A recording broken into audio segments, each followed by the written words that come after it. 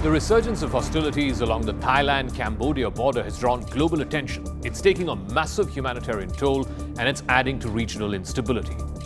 But it's also appearing to deepen a proxy war between the United States and China in Southeast Asia.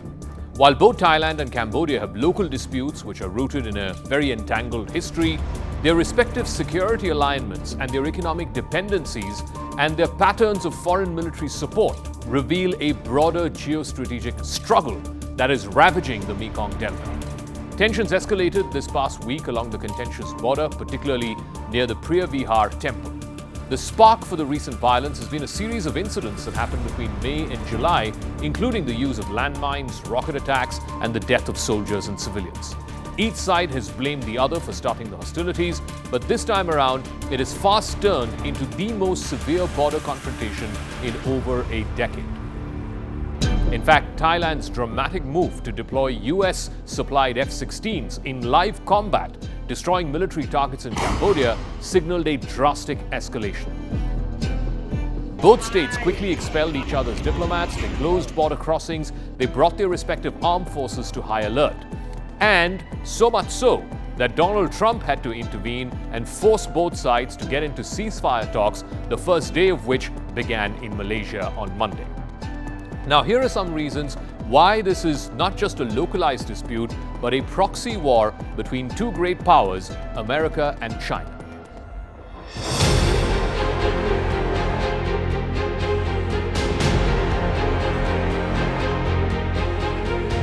Cambodia's transformation into a key client state of China is beyond dispute.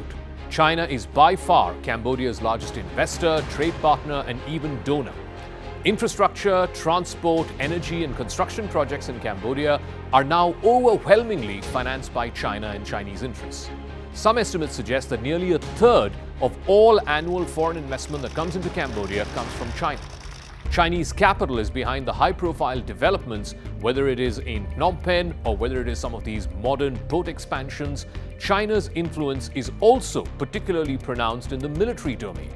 In the past decade, Cambodia has received hundreds of millions of dollars in Chinese military aid, grants, as well as Chinese armament and material support. There is also direct training of Cambodian troops by Chinese PLA officers. The Chinese-backed modernization of Cambodia's Ream naval base, located strategically on the Gulf of Thailand, signals Beijing's intent to create a military footprint for China in the lower side, in the south side of the South China Sea. Cambodia officially denies that this Ream naval base is a permanent foreign military presence, but joint exercises like the Golden Dragon 2024, involving thousands of Chinese and Cambodian troops, have introduced new-age Chinese military technology and reinforced interoperability. Chinese equipment and doctrines are now deeply ingrained in Cambodia's armed forces, and that has raised concerns about Phnom Penh's lack of independence during this ongoing war. Thailand, on the other hand, is part of one of the oldest US alliances in Asia. Since the 1954 Manila Pact and its designation as a major non-NATO ally in 2003, Thailand has received sustained military assistance, equipment, and high-level training from the United States. There's also joint operations like the annual Cobra Gold exercise, which involves extensive US arms exports and support to Thailand, and that has provided Bangkok with some of the most modern armament in the region.